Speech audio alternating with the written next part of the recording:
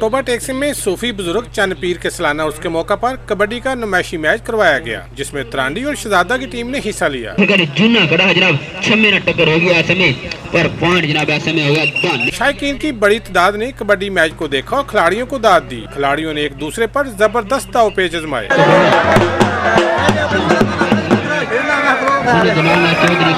कबड्डी के दिलचस्प मुकाबले में शहजादा की टीम ने बेहतरीन खेल पेश करके फतह अपने नाम की। मैच के दौरान ढोलकियों ने जबरदस्त ढोल बजाकर खिलाड़ियों का लहू गरमाया।